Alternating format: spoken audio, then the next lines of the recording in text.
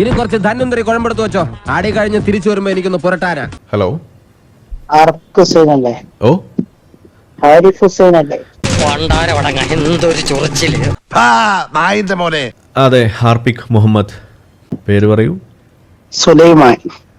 മുഹമ്മദ് സുലൈമാൻ. പറയൂ മുഹമ്മദ്. മുഹമ്മദ് അല്ല, സുലൈമാൻ. മുഹമ്മദ് പറയ്, കാര്യം പറയ്. എനിക്കിവിടെ പേര് കാണാം. ഓക്കെ. അങ്ങനെ വൈക്കിന്ന് അടി വാങ്ങി പൊരെ കൊണ്ടുപോണ പരിപാടി ബാപ്പുനില്ല. പറയ് മുഹമ്മദ്. എന്താ മുഹമ്മദ്? തോറ്റല്ലേ? തോറ്റുന്ന് എന്താ ചെയ്യാ? അതിന് നിനക്കെന്താണ് നഷ്ടം?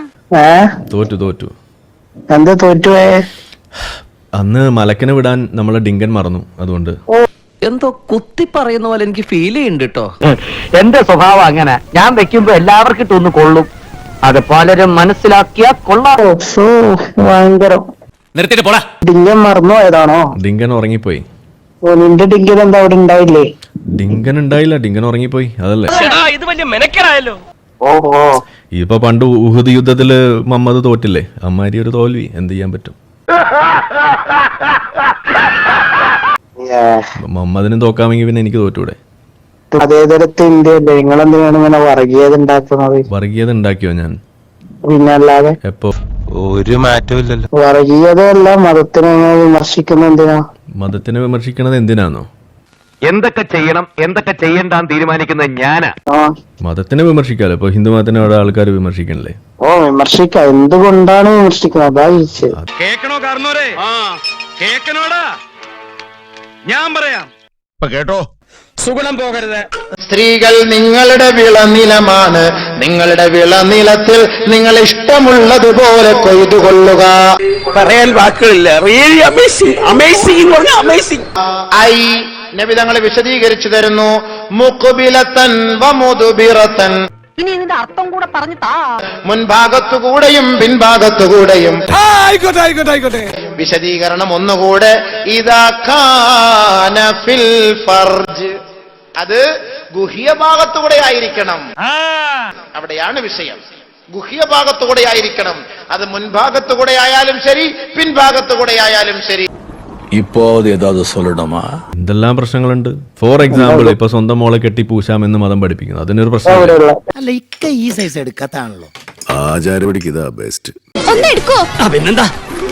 മുത്തശ്ശനെ ഇതിനൊക്കെ ചത്തിട്ടെടുത്താ പോരെ. അത് ഇവിടെ ഫിഖഹിൽ ഇല്ലേ? ഫിഖഹിൽ ഇല്ലേ? എന്ത് ഫിഖഹിൽ? നിനക്കറിയില്ലേ? ദ്രോഹി, നിങ്ങൾക്ക് എന്നെ അറിയില്ലല്ലേ? എവിടെ? ഏത് കിതാബിലാണ്? നമ്മളുടെ ഫതഹുൽ മുഈൻ എന്ന് പറയുന്ന ഫതഹുൽ മുഈൻ ഏത് ഭാഗത്താണ്? ഏത് ബാബിലാണ്? ഇല്ല, ഞാനിത് വിശ്വസിക്കില്ല. വിശ്വസിച്ചേ പറ്റൂ. മുഈനിലുള്ള സാധനം വെച്ചിട്ട് ഉസ്താദ് പഠിപ്പിക്കണം. നിങ്ങൾക്ക് കേൾക്കണോ കോയ? പോയാ പറയുന്ന ചോദിക്കണതിന് ഉത്തരം പറയുകോയാ. നിനക്ക് പറ്റൂലേ, കളഞ്ഞിട്ട് പോടേ. കണ്ടിട്ടില്ല ഫതഹുൽ മുഈനിൽ? ഞാൻ ഇതുവരെ നോക്കണത്ര ശ്രദ്ധിച്ചില്ല. എന്നാ പോയി ശ്രദ്ധിക്കണ്ടേ? ഇതൊക്കെ നമ്മള് വീഡിയോ മുന്നേ ചെയ്തിട്ടുണ്ട്. ഞാൻ പെട്ടി തുറക്കുമ്പോൾ എന്ന് പറഞ്ഞിട്ടൊരു വീഡിയോ ചെയ്തിട്ടുണ്ട്. അത് പോയി കാണാം. വിശദമായിട്ട് അതിനകത്തുണ്ട്, യൂട്യൂബിലുണ്ട്. എന്താണ് പെട്ടിയാ? കേട്ടില്ലേ? കോട്ടയത്തൊരു മൂത്ത പുള്ളേച്ചൻ 90. എനിക്കിഷ്ടപ്പെട്ടു. എനിക്കിത് വളരെ ഇഷ്ടപ്പെട്ടു. ഓക്കെ, ഇത് ഇസ്ലാമിലെ കിതാബിലുള്ളതാണ്. ഇത് ഇവിടുത്തെ ഷുഹൈബുൽ ഹൈത്തമിയെ പോലുള്ള ഉസ്താദുമാർ വരെ സമ്മതിച്ചു കഴിഞ്ഞ കാര്യമാണ്. സാറേ, ആ സമയത്ത് മാസിലങ്ങ് ആയിപ്പോയാണ് സാറേ. അങ്ങനെയൊക്കെ ഇതൊക്കെ ഷാഫി മദഹബിലുള്ള കാര്യമാണ്. ഇതൊക്കെ അറിഞ്ഞു തന്നെയാണ് നമ്മളിവിടെ പറയുന്നത്.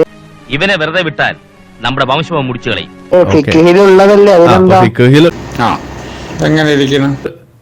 ഫിഖഹിലുള്ളതാണെങ്കിൽ എന്താ? ഞാൻ ശ്രദ്ധിച്ചിട്ടില്ല, ശ്രദ്ധിച്ചിട്ട് പറയാം. ഈശ്വര, എന്താ പറഞ്ഞത്? ഫിഖഹിലുള്ളെങ്കിൽ എന്താന്നോ? ഫിഖഹിലുള്ളതല്ലേ ഇത്? എങ്ങനെയാന്ന് ഞങ്ങൾക്ക് മനസ്സിലായില്ല. അതായത് സ്വന്തം മോളെ കെട്ടി പൂശാന്ന്. തീരെ തരംതാണവരെ അങ്ങനെയൊക്കെ ചെയ്യും. സ്വന്തം മോളെ കെട്ടി പൂശാന്ന് ഫിഖഹിലുണ്ടെങ്കിൽ എന്താന്ന്? കൊള്ളാം. എന്റെ അണ്ണാക്കിൽ തിരിവെട്ടി എന്റെ മമ്മതെ. അല്ലേലും തന്റെയൊക്കെ വായന ഇതല്ലേ പ്രതീക്ഷിക്കാവൂ. അത് രണ്ട് സംസ്കാരങ്ങൾ തമ്മിലുള്ള അന്തരമാണ്. സംസ്കാരം ഇല്ലായ്മയെന്നും പറയാം. അപ്പൊ അത് ഓക്കെയാണ്. അപ്പൊ നിങ്ങൾക്ക് ഫിഖഹിലുണ്ടെങ്കിൽ അതെ പറഞ്ഞ. അപ്പൊ ഫിഖഹിൽ അതുണ്ടെങ്കിൽ ഓക്കെ ആണെന്നാണ് അപ്പൊ മമ്മദ് പറയുന്നത്. നീ ഇപ്പൊ എന്താ ഒരു വഴി? ഒരു വഴിയുണ്ട്. എന്താ? നമ്മുടെ വീടിന്റെ മുമ്പ് കൂട്ടുന്ന വഴിയില്ലേ? നിന്റെ പെട്ടിയും കിടക്കൊക്കെ എടുത്ത് ആ വഴിക്ക് പോയിക്കോ. അതേ ഉള്ളൊരു വഴി. ആണോ മുഹമ്മദ്? അല്ല. പിന്നെന്താ പറഞ്ഞേ? ഞാൻ വിളിക്കാം, ഒരു മിനിറ്റ്. അവൻ പറയാ പരസ്യമായിട്ട് അവന് ഗുരുപൂജ ചെയ്യണമെന്ന്. മുഹമ്മദ് തളിപ്പറമ്പ്.